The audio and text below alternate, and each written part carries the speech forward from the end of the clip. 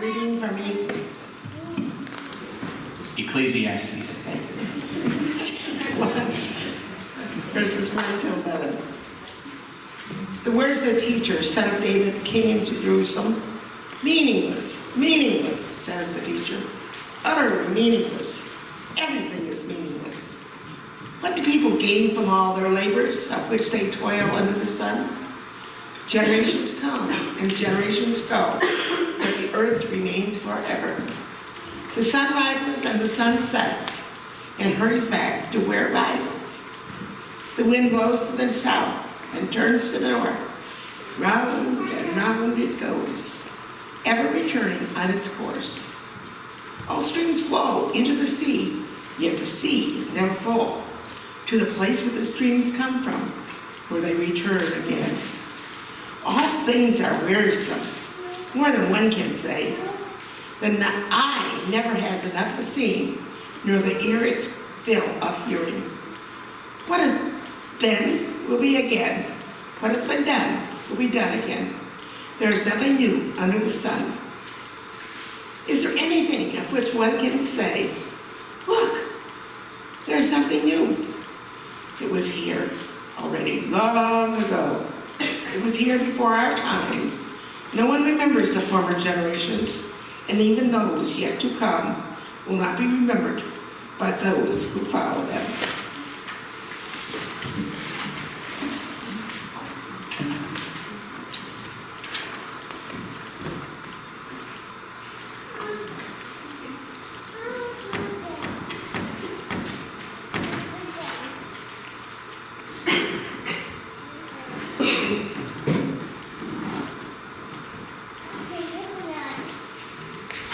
Good morning. Good morning. It's good to be here this morning. So, if you'll notice, we are not in Romans this morning. I know.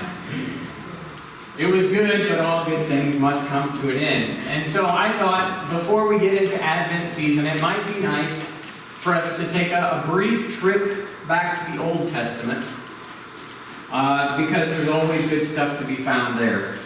And we're actually going to spend the next 4 weeks in a book called Ecclesiastes. I know, it's going to be hard, but everybody say that with me. Ecclesiastes. Good job. That was actually a lot better than I anticipated. We're going to be in Ecclesiastes. And part of my reason for going to Ecclesiastes is because it is one of several wisdom books in the Old Testament. The Old Testament has several different genres in it. It has some narrative like Genesis, Exodus. It has some prophecy like Malachi and Isaiah. It has some wisdom, which is where we can kind of gain some general knowledge and general understanding, such as Proverbs and Ecclesiastes, among others. And so I thought it would be nice to get some wisdom before we go into the Advent season. Is there anybody who already has an overabundance of wisdom and doesn't need any? Okay, all right. Well, if you've been through the book of Ecclesiastes before, you'll notice that there's a common word in there, a common theme. And Rita touched on it a couple times. That theme is meaningless. Meaningless. Everything is meaningless. If you read through the King James Version, I believe that's translated as vanity. Vanity. Everything is vanity. The idea being that it's all only as deep as the reflection of a mirror. Which, if you know anything about how mirrors are made, that is really just a very skinny, very shallow reflection. And so, we're going to talk over the next couple weeks about how to find victory rather than vanity.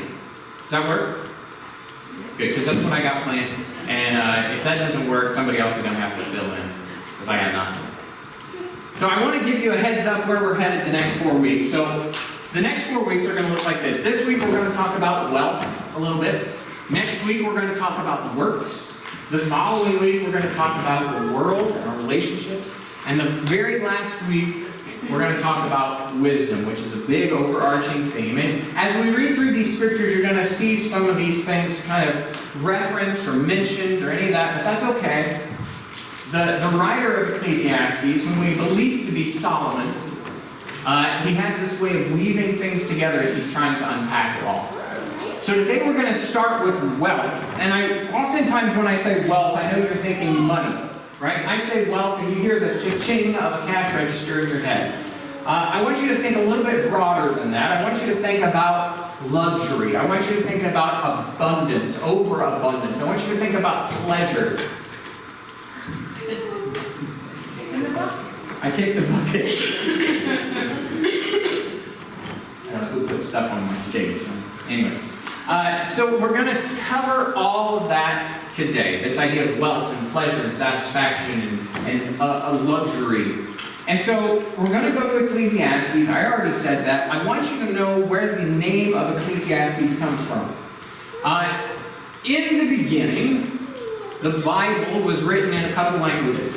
The Old Testament was written in Hebrew and Aramaic, and the New Testament was written in Greek.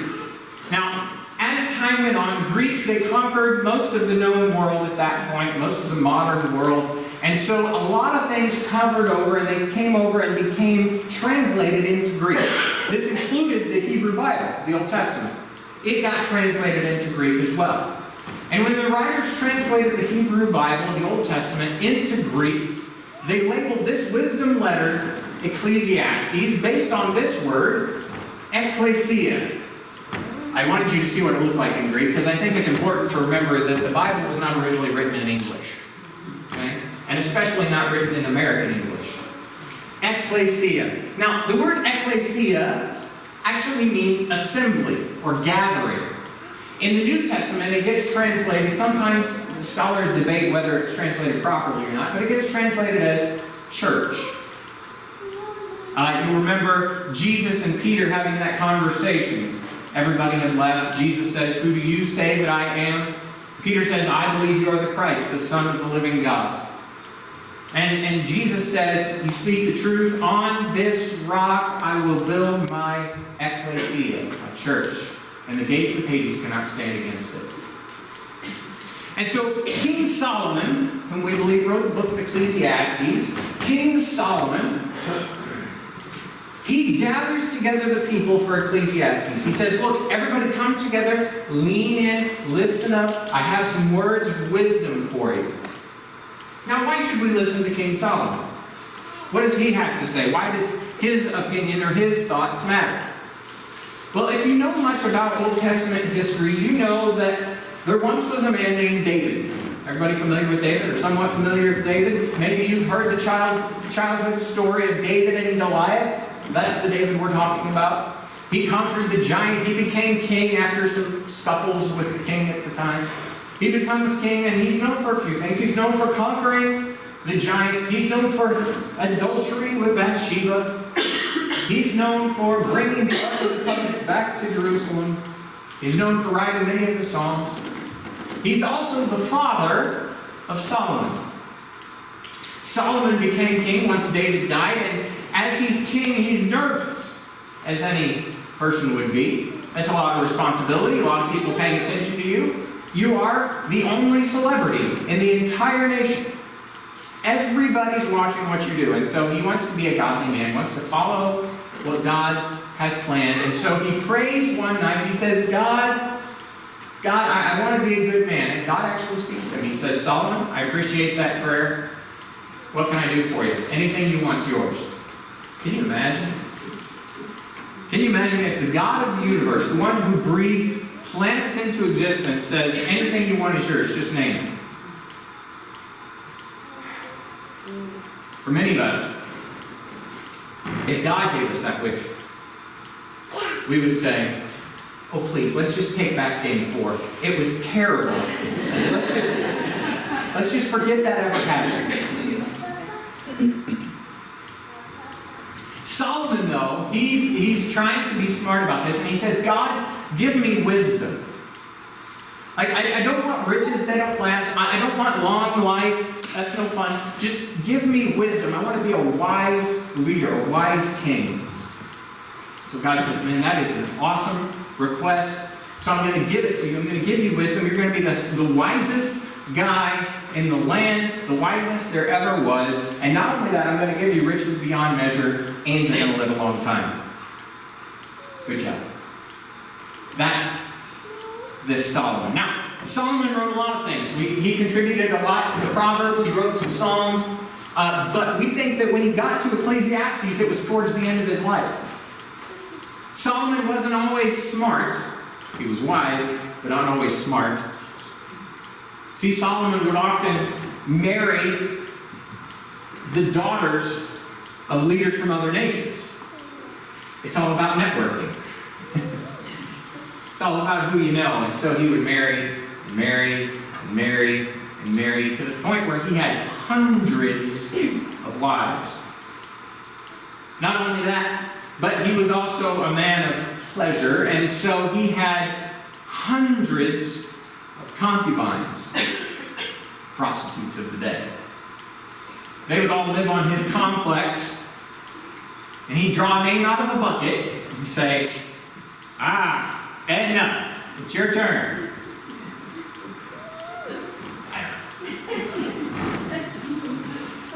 So Solomon gets to the end of his life and he thinks, I have to share some of this. All of my experiences, all of the things I've been through, I have to share some of this with people. And so he calls an assembly, so to speak. He calls an ecclesia. He says, everybody gather around. I want you to hear my heart, my experiences about life. And that's where we start today. Ecclesiastes. Is everybody still with me? Yes. Good. I had to give you a lot of background, I know, but we're starting a new book. I want you to know where we're headed and where we came from. So here we go. We're going to talk about wealth, and pleasure, and luxury. Pleasure is an interesting thing. It's something we all strive for, right? Nobody wants to have displeasure. We all want pleasure. Pleasure is enjoyable. We like it. In fact, Americans spend a huge portion of their budget on entertainment, right? We love to be entertained. We love to be pleased, satisfied. We like to have it all. I don't know if this is going to work, but we're going to try it. The problem with that, though, is that as much as we try and pour in, as much as we try, it'll soak up later, don't worry about it. We just keep pouring into the pleasure bucket saying, boy, I want to be entertained. Entertain me. Please me. Give me more. I need to be entertained.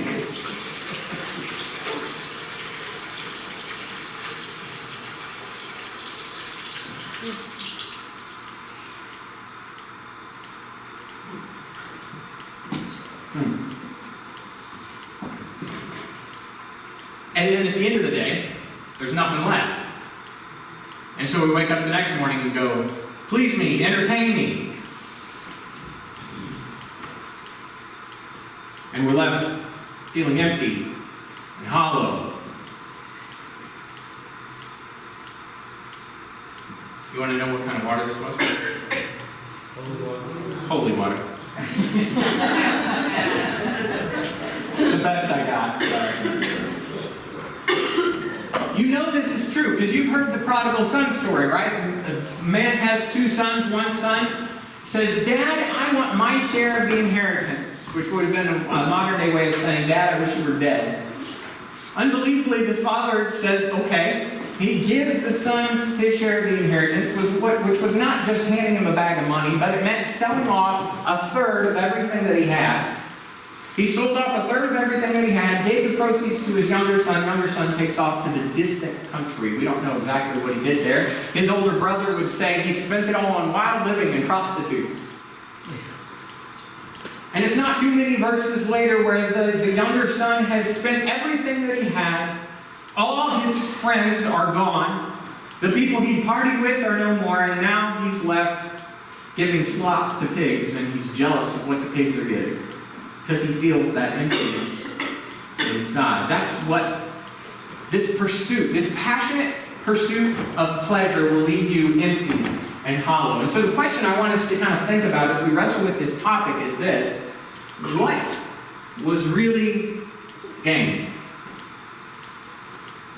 What was really gain. If you have a Bible, I encourage you to turn to Ecclesiastes. Chapter 2 is actually where we're going to be. Chapter 2. Throughout this study of the book of Ecclesiastes over the next several weeks, we're going to jump back and forth because we're following topically, not necessarily chronologically through the book, okay? So we're focusing on pleasure, we're focusing on love and luxury and overabundance. Chapter 2 of Ecclesiastes, starting with verse 1, Solomon said, I thought in my heart, and again, he's reflecting back on his own experiences. He says, I thought in my heart, come now, I will test you with pleasure to find out what is good. That also proved to be meaningless. Laughter, I said, is foolish, and what does pleasure accomplish? I tried cheering myself with wine and embracing folly, my mind still guiding me with wisdom. I wanted to see what was worthwhile for men to do under heaven during the few days of their life. I undertook great projects. I built houses for myself and planted vineyards. I made gardens and parks and planted all kinds of fruit trees in them. I made reservoirs to water groves of flourishing trees. I bought male and female slaves and had other slaves who were born in my house. I also owned more herds and flocks than anyone in Jerusalem before me. I amassed silver and gold for myself and the treasures of kings and provinces. I acquired men and women singers and a harem as well, the delights of the heart of man. I became greater by far than anyone in Jerusalem before me. In all this, my wisdom stayed with me. I denied myself nothing my eyes desired. I refused my heart no pleasure. My heart took delight in all my work, and this was the reward of all my labor. Yet, when I surveyed all that my hands had done, and what I had toiled to achieve, everything was meaningless, a chasing after the wind. Nothing was gained under the sun. That's hard. It's hard. When society tells you something is so important, and you put all your passion and all your energy and all your money and wealth and time into acquiring it, and then you get to your end of your life and you see just how worthless it really is. Solomon said, I denied myself nothing that my eyes desired. Can you imagine that? If money was no object, and if you had such a standing that it did not matter what other people thought, and you could do anything you wanted to do. Solomon did it. Because after all, he acquired the treasures of kings and provinces. He married what's-her-face from that place and what's-her-name from that over there. And they would give him money to marry them and create relationships. And so he had piles and piles and piles of gold and silver. And so it was nothing for him to purchase and to buy and to create and to build for his own pleasure. And then he got to the end of his day hollow and empty.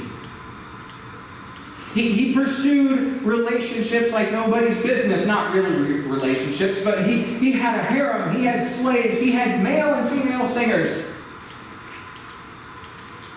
Meaningless. Meaningless. A couple of years ago, this term became popular. Hashtag winning. Now, many of you have no idea what a hashtag even is, so let me just break that down for you. I thought it was pound winning. No. Hashtag winning, it's a term on Twitter. Twitter is a social network where people can talk to each other in 140 characters or less. And they send messages to each other, and you attach tags to it using a hashtag and some clever little pithy saying or term. So 2 years ago or so, this phrase, hashtag winning, became popular, and we believe it was popularized by a guy named Charlie Sheen. Now, many of you are familiar with Charlie Sheen. You've seen his work. He's an actor, comedian. He's made famous, probably most famous by his work in 2.5 Men. Okay? He was in other television shows and movies as well. Very successful guy by all means of the imagination. In fact, it was estimated that his last season on 2.5 Men, he made $1.8 million per episode. Yeah. And so it seemed as though Charlie Sheen was living large. He was having a good time. He was on top of the world, and he let the world know it. In about 2014, 2015, where he started sending out these tweets with hashtag winning, talking about his life, how the drugs that he was doing and how that was awesome, and the women he was sleeping with and how that was fantastic. And then he lost his mind and started talking about how he had tiger blood running through his veins and he was a warlock. Did I mention the drugs? And it became this thing where he said, I'm a rock star of the universe. His ego got so big that the internet couldn't contain it. And it became this thing where everybody thought, man, that's so funny. Charlie's so funny. What a joke. He's such a funny guy. He's got all this money. He can live this incredibly pleasurable lifestyle. And then in 2015, Charlie Sheen sat down in a one-on-one interview on national television and confessed that he had HIV. And for the last 10 years, it's cost him tens of millions of dollars to try and cover that secret up.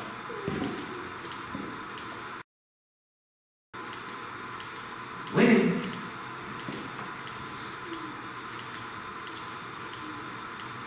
See, reckless living, much like reckless driving, will eventually lead to a crash.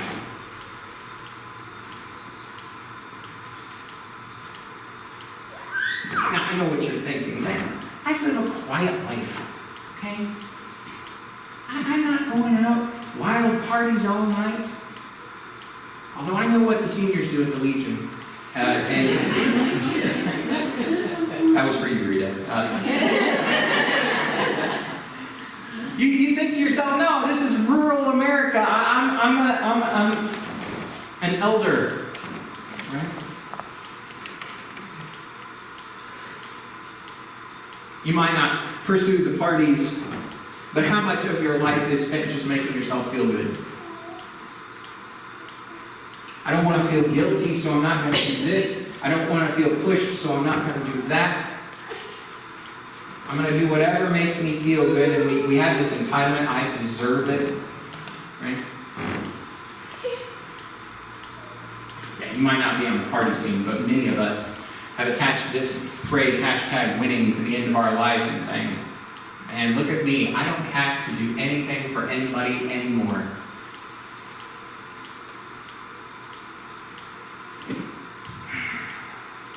And unfortunately, while that's fun at first, it will eventually lead to shame and regret and suffering. In Finland, anybody ever been to Finland? Okay, good.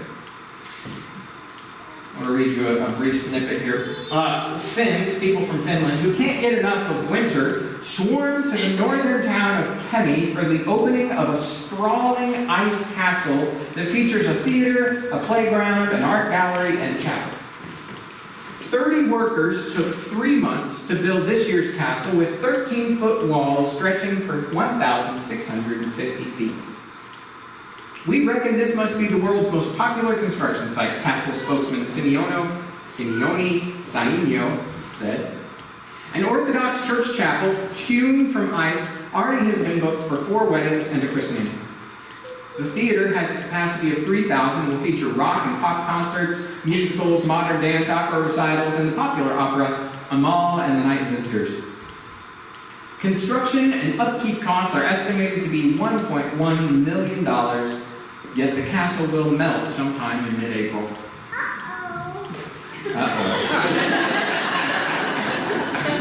The melting ice castle is a reminder that all the material things in this world will one day pass away.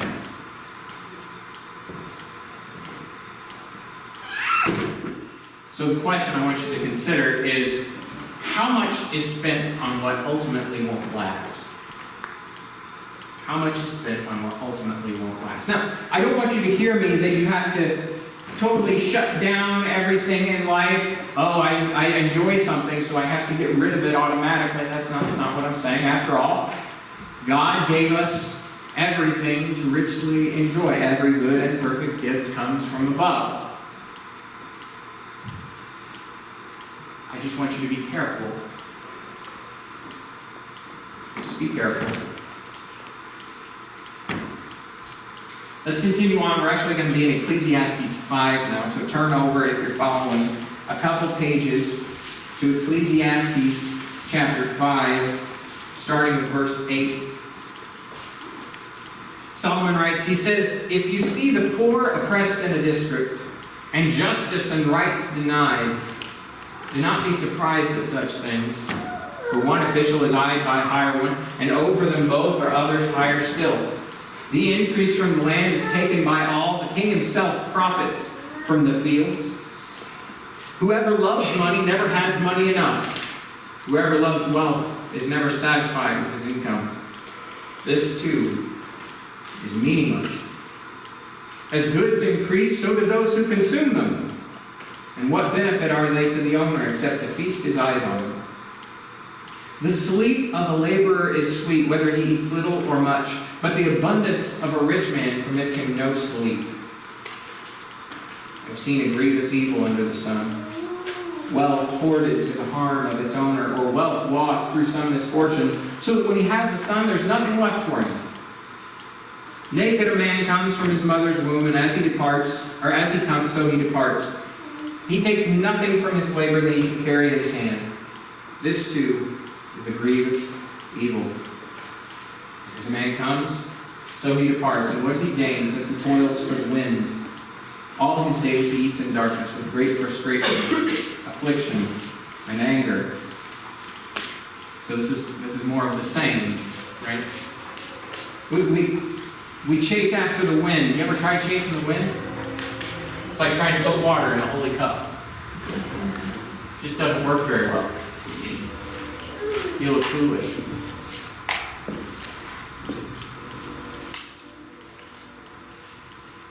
Naked man comes from his mother's womb, and as he comes, so he departs. The saying is, you never see a hearse pulling a U-Haul, right? You can't take any of it with you. That doesn't stop us from trying to get it, though. Then he continues on, verse 18. He says, "Then I realized that it is good and proper for a man to eat and drink, to find satisfaction in his toilsome labor under the sun during the few days of life God has given him, for this is his lot. Moreover, when God gives any man wealth and possessions, and enables him to enjoy them, to accept his lot and be happy in his work, this is the gift of God. He seldom reflects on the days of his life because God keeps him occupied with gladness of heart." Do you hear the corner that Solomon turns? Up to this point, our discussion on wealth and pleasure and riches and luxury and all that has been meaningless. Meaningless. It's worthless. It's a chasing after the wind, vanity of vanities and all that. Then we get to Ecclesiastes 5:18, and he says, "Then I realized that it's good and proper for man to eat and drink." So what was the turning point? Where's the victory amidst all this? What's the thing that Solomon says, well, this is good and here's why? Do you see it? Let me read it again, verse 18. "Then I realized that it's good and proper for a man to eat and drink, to find satisfaction in his toilsome labor under the sun during the few days of life God has given him." Verse 19. "Moreover, when God gives any man wealth and possessions," and then at the end of verse 19, "this is a gift of God." And then verse 20, "He seldom reflects on the days of his life because God keeps him occupied with gladness of heart." See, it's not that things are bad. Go Cubs, it's okay. Go chocolate, it's okay. Go sports cars, it's okay. Go video games, it's okay. Go movies, it's okay. Go music, it's okay. Go vacation, it's okay. Whatever it is, it's okay. So long as We worship the provider and not the provision. So long as we worship the provider and not the provision. Because all too often we chase after the thing and not the one who gave us the thing.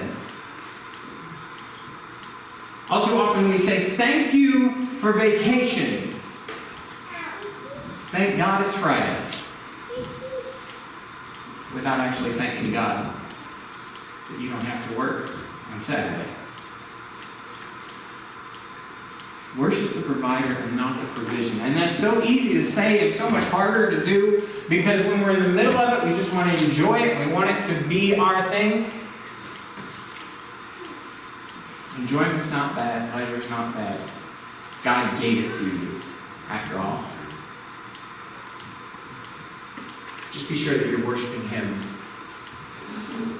and not the blessing from Him. I want to read you a quote from a Russian novelist named Alexander Solzhenitsyn. Don't ask me to say that again. Alexander wrote in his book, The Gulag Archipelago, about the Russian labor camps. He said this: how can you stand your ground when you're weak and sensitive to pain, when people you love are still alive, when you are unprepared? What do you need to make you stronger than the interrogator in the whole trap? From the moment you go to prison, you must put your cozy past firmly behind you. At the very threshold, you must say to yourself, my life is over, a little early to be sure, but there's nothing to be done about it. I shall never return to freedom. I'm condemned to die now or a little later. But later on, in truth, it will be even harder, so the sooner the better. I no longer have any property whatsoever. For me, those I love have died, and for them I have died. From today on, my body is useless and alien to me. Only my spirit and conscience remain precious and important to me. Confronted by such a prisoner, the interrogation will tremble. Only the man who has renounced everything can win that victory. See, oftentimes we read through Ecclesiastes. Meaningless, meaningless, everything is meaningless. We're all going to die. It's all a chasing after the wind. Why waste your time? And we get this kind of feeling. The idea is, it's okay to work. It's okay to have wealth. It's okay to have luxury and pleasure and enjoy life for all it's worth. So long as you leave your hands open in worship to the provider for what He puts in and what He takes away. Because ultimately, at the end of the day, you don't have any say over any of it. So all we can do is thank Him for existence, for life.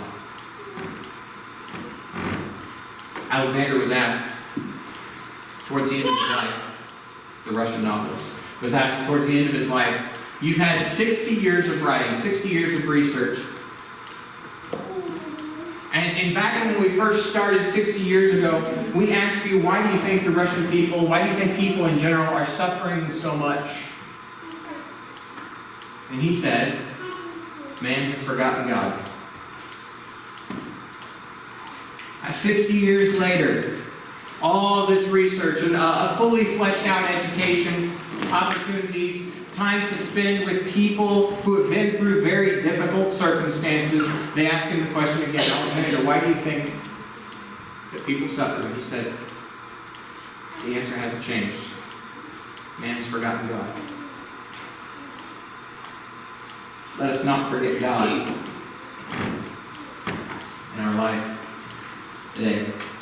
Jesus said it this way. He said, whoever tries to save their life, hold on to it, hoard it, grip white-knuckled to it, will lose it. But whoever loses their life, for my sake, will find it. That's how we have victory. Only in Jesus. And so one thing that we're going to do as we go through Ecclesiastes is we're going to learn a song together. The song is entitled Above All. Now, This song encompasses what I've talked about today and will encompass thoughts over the next few weeks. So if you don't know this song, that's okay. You're going to get to know it over the next few weeks. The words are going to be up on screen. As you feel led or comfortable, please join me in singing.